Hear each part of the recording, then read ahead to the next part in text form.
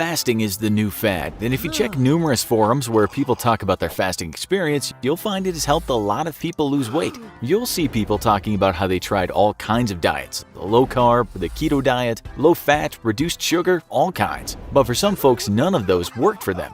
Then they fasted, and the weight came off. On top of that, they talk about mental clarity, feeling light on their feet, more agile. You can watch David Sinclair, a professor in the Department of Genetics at Harvard Medical School, telling people they should skip meals, something in the past that was seen as an unhealthy way to live. So what actually happens when you fast? Either doing the short intermittent fasts or the grueling 5-day fasts? Let's find out. Harvard University is where we decided to go to find out about intermittent fasting, only because we believe we can trust the school's research over some other more dubious health guru websites. Scientists at Harvard, including David Sinclair, who we just mentioned, have done all kinds of tests on rats to see what makes them healthier or unhealthier. When it comes to fasting, the rats came out looking pretty good. The results were often the same with any of the rats on a fast. It would lose weight, and its blood pressure, cholesterol, and blood sugars would often improve. The U.S. National Institutes of Health agreed that when rats fasted, there were health benefits, including a more efficient energy metabolism. That's rats though, not humans. So what scientists then had to find out is, would humans get the same benefits? Should we give up 3 square meals a day or lots of small meals and just deprive ourselves of food now and again? Let's have a look at what happens to the body when we fast. The experts tell us that when we don't feed ourselves for somewhere between 12 and 16 hours, our glycogen stores in our liver become depleted.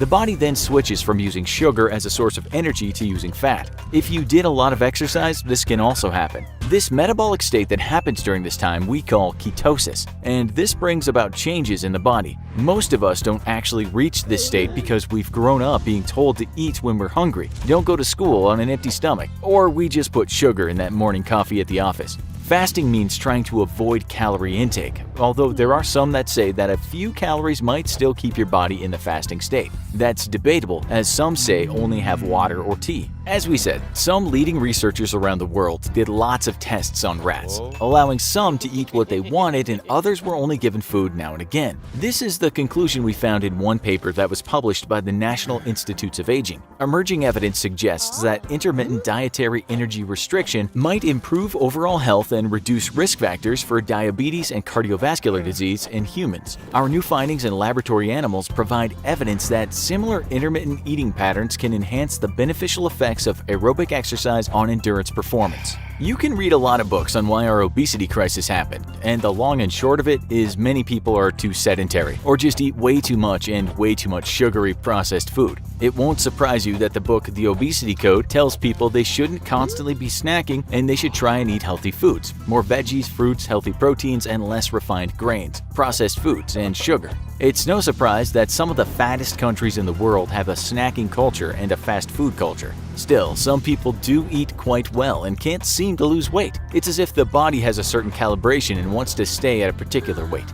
That's where fasting has helped people. It's worked where diets have failed. You see, there's some evidence that even when we restrict our bodies of calories, the body thinks, oh god, I'm starving. And so it slows down and takes what it can from the few calories you put in. Even if you're a big person, if you reduce calories, you might not lose weight because your body goes into survival mode. It slows down its metabolism. If you watch enough Joe Rogan, you'll know that this is an ongoing argument. But what most people do agree on is that fasting seems to work for most people. But if you look at human studies, which had some people on a plant-based healthy diet and some others doing one-day fasts, the results weren't much different.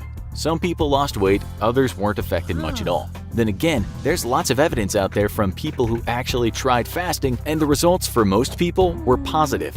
But we'll get around to that later. Researchers from the University of Alabama were interested to see if fasting might help people with pre-diabetes, meaning that they were on their way to getting full-blown diabetes. It's well known that if you eat a ton of food before you sleep, it can increase your chances of getting diabetes. We don't need to tell you that if you are very obese because your fingers are hardly ever doing anything other than putting chips, cookies, and all kinds of processed junk into your mouth, you're at risk of getting diabetes. The proof is in the pudding, and America has a big pie of evidence. In 2018, the U.S. Centers for Disease Control and Prevention told us that 1 in 7 Americans has diabetes. And while lifestyle is not to blame for around 5% of the cases, the vast majority of the remaining 95% have diabetes because of a poor diet and resulting obesity.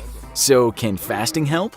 Well, in one study, the researchers put pre-diabetics on a plan called early time-restricted feeding. This meant some participants could only eat from 7 a.m. until 3 p.m. and nothing else after or before. The other group could eat between 7 a.m. and 7 p.m., a kind of normal time frame for most people.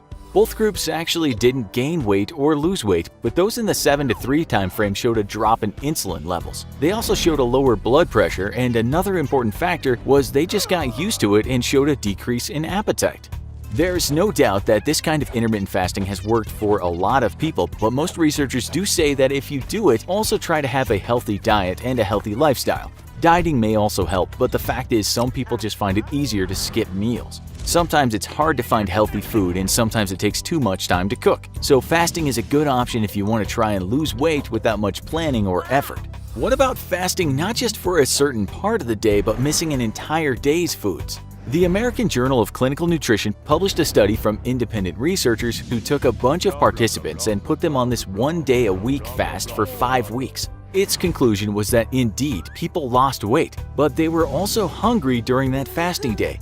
It said perhaps adding one healthy meal in a fasting day would be better. That's why you'll hear a lot about 16-hour fasts, 18-hour fasts, 20-hour fasts. Maybe start with the 16-hour fast and build up to 24 hours. All over the web, there is scientific and anecdotal evidence that fasting can help reduce a person's weight and also help people with type 2 diabetes. Some evidence also points to fasting increasing something called the BDNF protein in the brain, which is why some people claim they have enhanced mental clarity when fasting. Others say that giving the body a break from food can help reduce pain and inflammation and also help repair cells. Some studies have concluded that chronic pain can be eased if fasting is done in tandem with a vegetarian diet. While there is some quite strong evidence that tells us that fasting might help with other chronic degenerative and inflammatory diseases, we found one paper in which scientists wrote that fasting might help regenerate stem cells and so could have a positive effect on cancer patients. Studies on animals show that fasting might even reduce the chances of getting Alzheimer's disease or heart problems. But so far these studies have been done on animals, so right now we should say it's only a possibility it could do the same for humans.